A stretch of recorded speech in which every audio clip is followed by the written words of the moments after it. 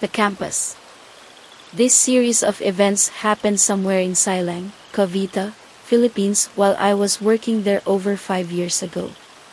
The place where I work is called the campus by insiders. It has a proper, official sounding name of course, but that is what we all call it. It made us feel, well, insiders. Besides, it's shorter. In the early 90s, pioneers hacked, hewed and chopped out a clearing in the forest. With only a few army tents as shelters, they started operations off the campus. It is about 500 meters away from Aguinaldo Highway, across a wooden bridge that spans a narrow creek. Coffee trees line the last 20 meters or so of the road leading to the front and only gate. It's not really secluded because there is a small community along the road, and it's only about 20 minutes by car along the highway to Tagaytay and about 10 minutes to Silang proper going the other way. When I got there more than a decade later to take up my position as the resident IT guy, the army tents were replaced by concrete buildings with manicured lawns and landscaping. But the same forest still surrounded its three sides, held at bay by a 15-foot wall. It's a pity that the wall could only keep out the trees because it sure lets in other things that I could describe only as supernatural. For one, there is the lady in white who likes to take a stroll in the garden in the middle of the campus just before or after midnight. I haven't seen her myself during my whole stay, but a lot of people did, including one woman whom I really admire for her honesty. There is another entity which took up residence in the motor pool. They say that this one liked to make noise at night by banging on the steel grills that served as walls on two sides of the building, so I decided to check this one out personally. In the motor pool is an upstairs room with several bunk beds where the mechanics and drivers are housed. I requested from the residents that I stay there for the night to confirm for myself the existence of the resident poltergeist, and I was made more than welcome. Later that night, while we were talking to pass the time, there was the unmistakable sound of something striking the grills. We turned on the lights inside and outside the motor pool itself and went to the windows which overlooked the whole area but saw nobody. The noise became even more intensified, as if whatever it is was glad of its audience. Everyone was accounted for, so it couldn't have been one of us. We all went down, and the noise stopped. As the area was well lighted both inside and out, it was easy to see if somebody was hiding or running away. But nobody was there. My office is the most secure room in the campus because the server and other equipment are housed and stored there. The door automatically locks itself every time it's closed and you need a special key to unlock it. Only I and the director have the key to the room since we were the only authorized persons to enter there. There is a comfortable couch in one corner, for use when I work late at night, and I don't feel like walking back to the men's dormitory. I often take advantage of its convenience, because most of my best ideas come to me at night. It is for that reason I like working late. Oftentimes, when I thought I was alone in the building, I can hear footsteps walking around the corridors of the top floor where my office is. Even though the door and the walls are thick, special glass window is inset into the wall so that those in the corridor can look inside my office. If I need privacy, I can cover it with blinds. So, one can distinctly hear the click of the heels as they strike the floor. It would sometimes stop at my door but never knock. When I open the door to see who is standing outside, there would be nobody there and the corridor would be deserted. To the back of the campus are the dormitories, one for men and another for the women. The men's dormitory is one long building designed like a military barracks. At the wings are the sleeping areas and in the middle are two shower rooms with several stalls each room. The men's dormitory seems to be a special place in the sense that it hosts more than one distinct entity. One appears to be a poltergeist that delights in repeatedly opening and slamming the doors that lead to the shower area. These doors have doorknobs that you have to twist to open, so no imaginable kind of wind can conceivably twist the knob, swing open the door, slam it closed, then repeat the process over and over. Whenever this happened, we would all just look at each other and ignore it. The other entity is more subtle. One time, my friend woke up in the middle of the night because the lights went up. He noticed that the others were still asleep and saw me just sitting on my mattress staring straight ahead, frowning, eyes unfocused, my arms crossed. He apparently caught me in one of my mannerisms signifying deep thought. He thought I was working out a problem in my mind and just left me be and went back to sleep. Early the next morning, he caught up with me at breakfast in the cafeteria. He joined me at my table and asked me what I was thinking about last night. I was genuinely puzzled and asked him what he meant. He told about the previous night, and I became even more confused. I told him I never left my office the previous night. In fact, I just came directly from there and just grabbed a bite before going to the dorm and take a shower. A few days later during breakfast, I entered the dorm feeling tired after a long drive from Quezon City where I stayed overnight. I wanted to rest there for an hour or so before going to the office. When I went through the door, my friends stared at me funny. I asked them what their problem was.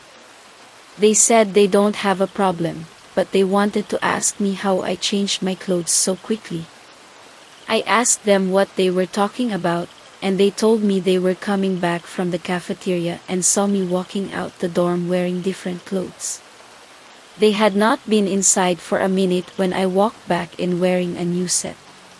I told them I just got back from QC and did not meet anyone on the road to the dorm.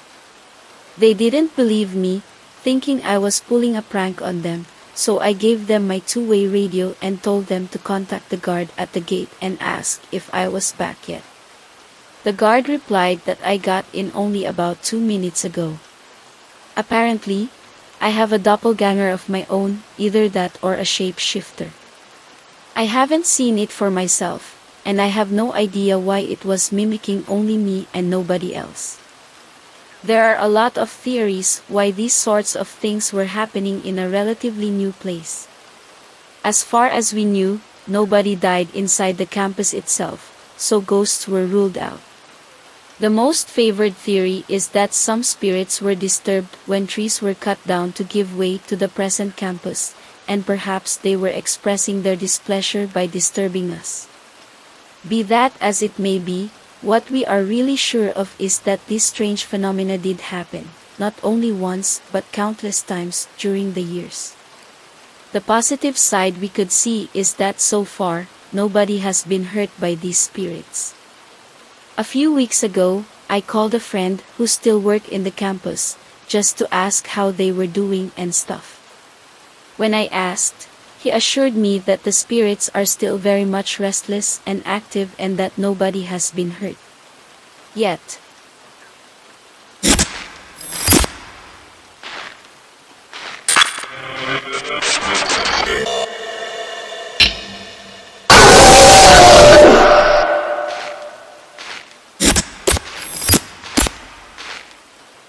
Careless whisper.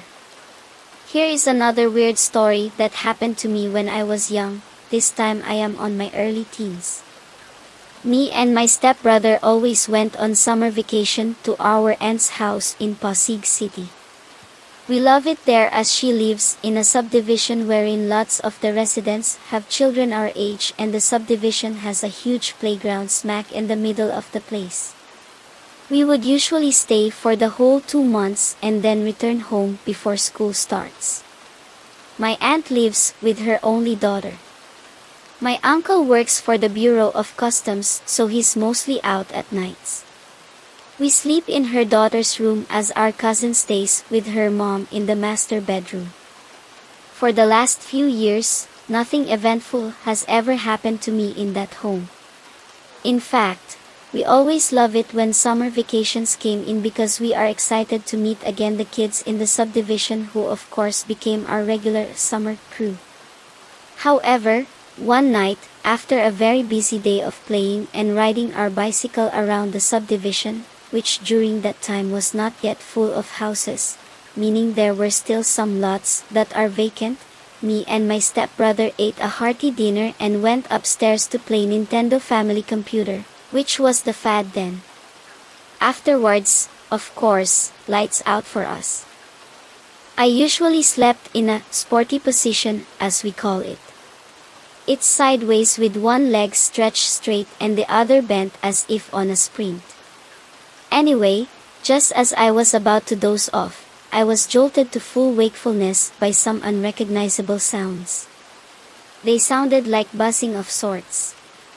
At first I thought it was coming from the wall where I am facing, which is the wall dividing my aunt's room from our room.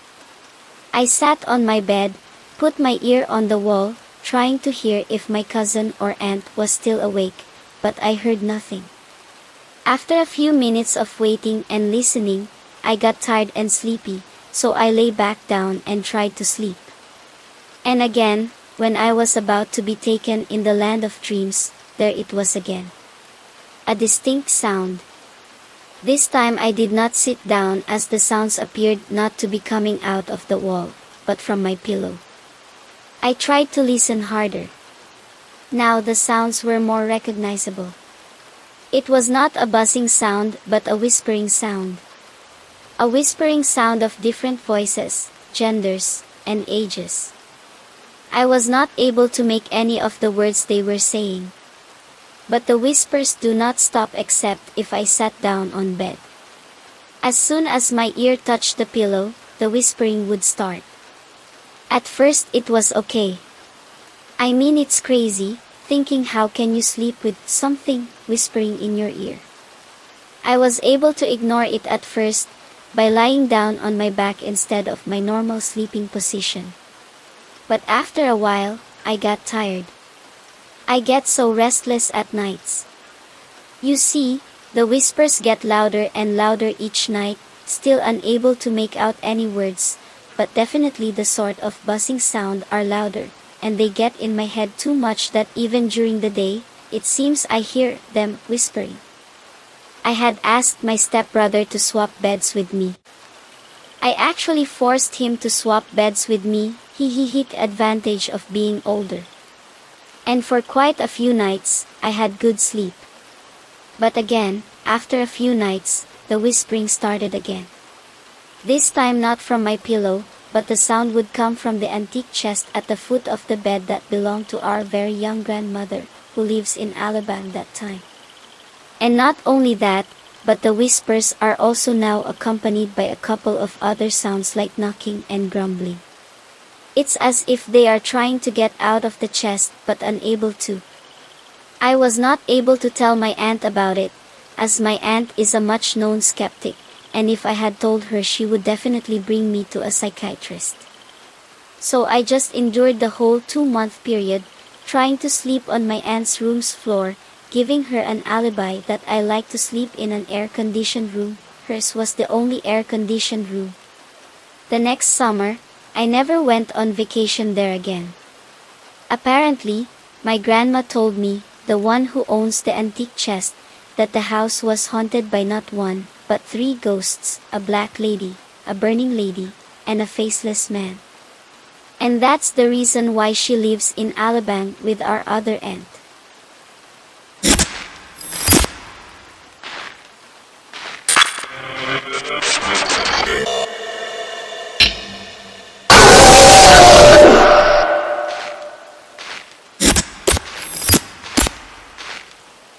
Who's that girl? My dad used to work as a lighting technician in the main theater of the Cultural Center of the Philippines, CCP, during the latter part of the Marcos regime. The CCP serves as a venue to showcase Filipino culture and art, and houses exhibit halls, a library and several theaters. The CCP has seen its share of popular local and international personalities. That day, during Dad's shift, their crew were informed that the President's First Lady, Imelda Marcos, will be watching the play. The Presidential Security Group, PSG, thoroughly swept the place for anything and anyone suspicious. After that, my dad and the sound technician, let's call him Roy, went up to the control room behind the stage, it's elevated, think 2-story backstage, and started checking their equipment to get ready for the play. Their area allows them to see the stage without being seen by the audience. Imagine the recording studios with the glass panel, that's pretty much how it looks like. On the first level across them, still behind the stage, are 2 PSG men stationed in that area. The play started without a hitch, but during the intermission, the 2 PSG guys came running inside the control room. My dad and Roy got a little worried during that time, getting in trouble with the Marqueses either mean torture or death. One of PSG guys spoke up and asked whether someone went through the room. My dad and Roy told them they haven't seen anyone go through the door. Unconvinced, the PSG guys pointed to a door on the right. Roy said that door has been locked in a long time but gave them the key anyway so they could check it themselves. They did and found the tiny room dusty and empty, no trapdoors or anything.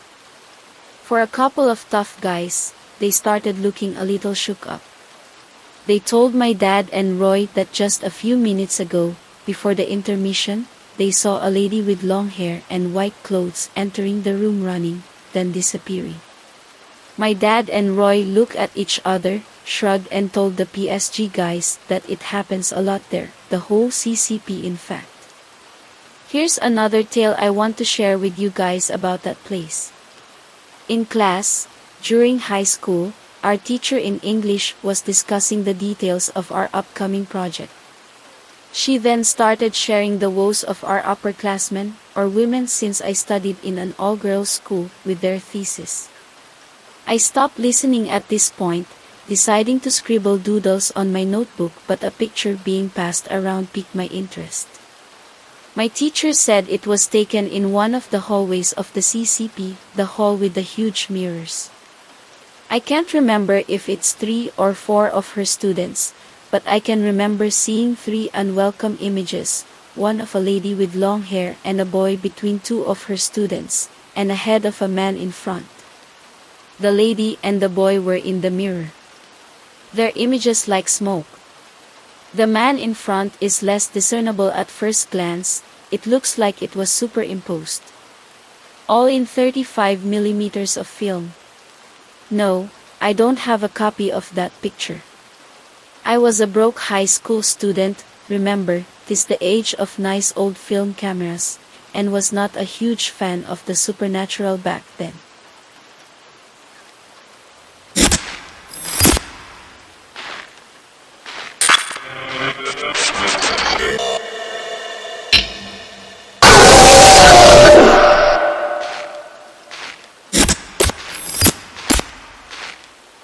Angry white lady hitch a ride. Have you ever seen a white lady? I've always only seen one in horror movies like The Ring. I never thought I'd actually see one in person, much yet have the white lady hitch a ride. I've always been able to feel spirits or other entities, a few times see them, but not to this extent. This happened a few years back. It was around 3 a.m. and I was taking my ex-girlfriend home. The road going to their house is very poorly lit, and if you walk there at night without any lights, it's close to pitch black dark. So, along that road, we were just traveling at a relatively slow speed. Being a defensive driver, I'd look at my side mirrors and rear view mirror every now and then just to check my surroundings. To my horror, when I look at my rear view mirror, there she was, sitting at our van's rear seat looking straight at me with bloodshot red eyes full of anger and hatred, with blood dripping down from the corner of her eyes. She was pale white, and her hair was long, and all messed up. If I was to translate the way she looked at me, it would say, "I'm going to kill you." Yes, that's scary. Usually, when I see spirits, I would just glance away, and when I look back, they would disappear, and I would just go on with whatever it was I was doing. So, I did just that. I glanced away, looked straight at the road, and looked back at my rear view mirror. And guess what? She was still there. This now freaked me out. I glanced away and looked back a third time. And finally, she was gone, so I proceeded to drive. On my way back home, when I reached the same road the white lady hitched a ride, I tried to reach out to her and said that I mean her no harm and that maybe I could help. If she was murdered, raped or whatnot, as long as she communicates with me without that scary look and bloodshot red eyes, then I may be able to help her. Fortunately, she didn't show up. Phew. As I got home, I saw a quick movement, as if something or someone moved extremely fast, and all I could see was a blurry figure. I then said, "Okay, I guess you just needed a ride. So, you're happy, I'm happy, everybody's happy," trying to joke around to take away the fear. And after parking the car, when I was about to go out, someone or something pulled the door open for me, really wide open. And the next thing I know, I was already in my room under the bed sheets praying Our Father. No, I did not teleport, that was the adrenaline and fear combined. I was so scared that I ran that fast up to my room that I don't even remember closing the gate or the door of the van.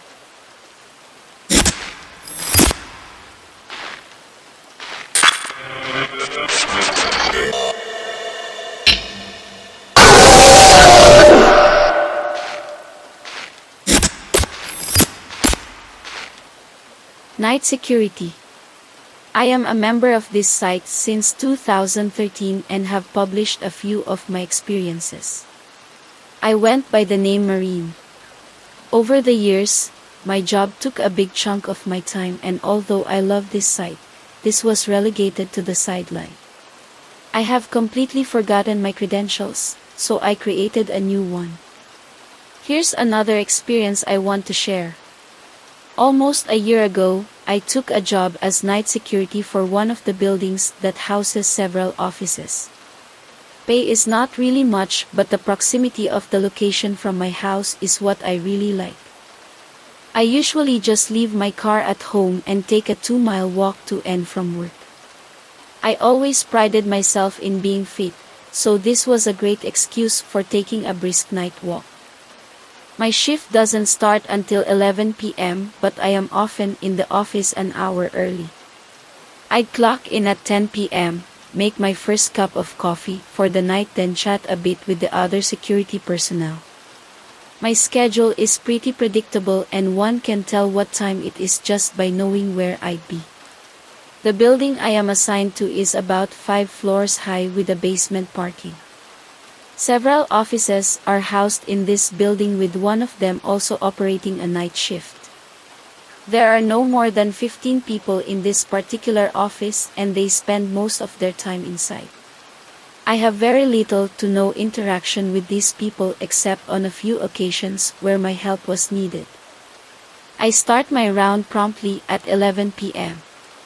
With a flashlight and my radio on hand, I'd make my way down to the basement parking and move one floor at a time, terminating on the building's roof deck. I usually stay there the longest, as I like the cool breeze and the quietness of the place. More often than not, the roof deck is pitch dark and only illuminated by the surrounding buildings. I've heard several stories from the other security personnel about some strange goings-ons in this building. I don't really pay much attention to these, as they seem to be rather exaggerated.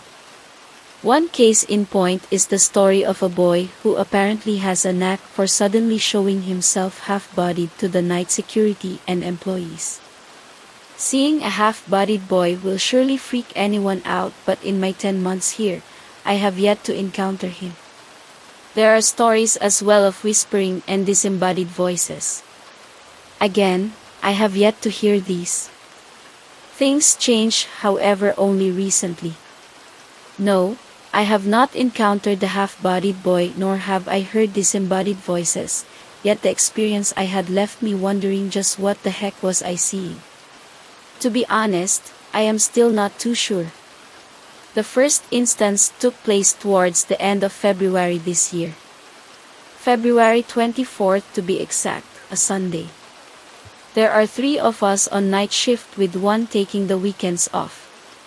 This time, however, the other security called in sick, leaving me the only security personnel. There's not much to do on weekends anyway, as the only office that has night operation is also closed. I did my usual round, ending up on the 4th floor a little after 1 a.m. As I walked from one end of the building towards the other, I saw someone enter one of the small offices. I did not receive a memo from the building admin indicating someone was coming in that night. Was a break-in happening on my watch? I couldn't let that happen. I went back to the security office, took our service pistol and cautiously approached the said office. I checked the door, it was secure, no sign of forced entry. I shone the light inside, nothing was amiss and definitely no one was inside. Baffled, I went back to the security room and ran the closed-circuit cameras. There was indeed someone, but the strange thing was, the figure just passed through the solid glass door. Even with the grainy quality of the footage as I zoomed in, it was clear that someone passed through the door. That someone was a solid dark mass with no discernible features other than what seemed like a small head on a rather large torso. I was reluctant to file an incident report given the circumstance. I left it at that. I did not even mention this to the other security personnel. A few weeks passed without any further incident until about 2 weeks ago. As I was doing my usual rounds, I got a radio call from the other security. He told me that someone was at the door of one of the offices, the same office where I first had my strange encounter. He asked me if I could go and check it out. As I got there, I radioed back and told the other security that there was no one there. He insisted that there was and that he could clearly see the other on the monitor. I was so annoyed at the thought of this dude pulling my leg, so I went back to the security room to get him to level with me. When I got there, he showed me the recording. There really was someone in front of the office door and was just inches away from me, the same solid mass with very small head and large torso. The funny thing is that in the footage, I seemed to be talking to whatever was there. The other security does not see any anomaly in that apparition, and to this day, he still thinks it was a real person I was talking to, and that I was the one pulling his leg. So, what the heck did I see?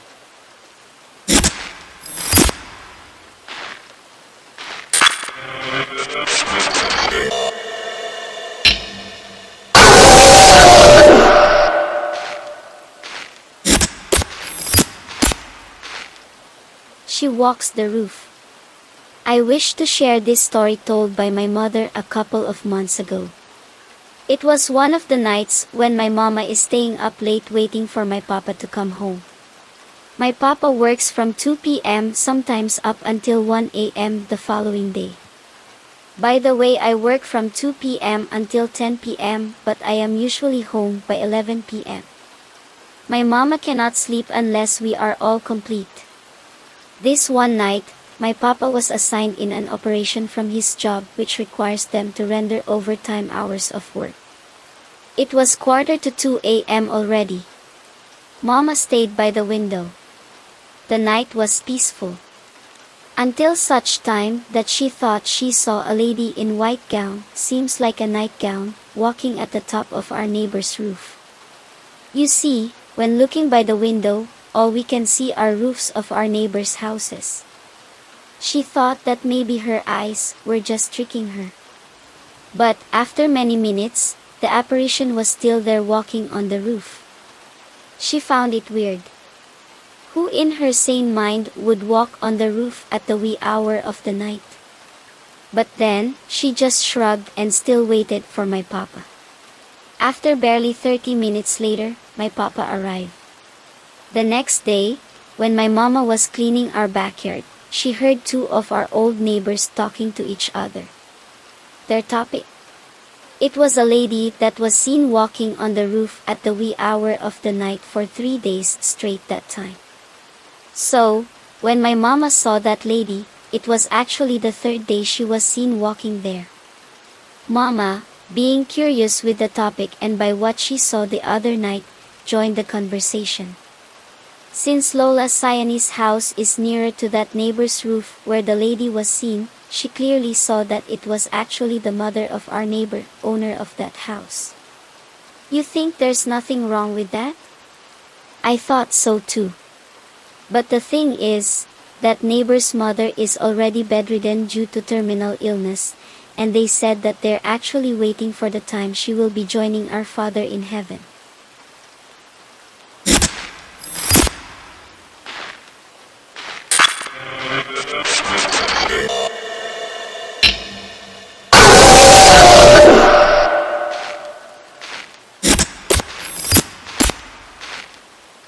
The Office's Stories. The Office. This is about the events that have been encountered by different agents and staffs in our office before Roma saw the headless person in my previous story. About the office.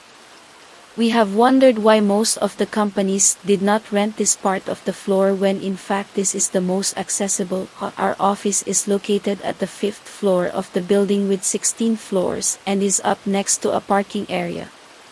And convenient floor for an office since this is the first floor with office spaces after the parking spaces from below floors.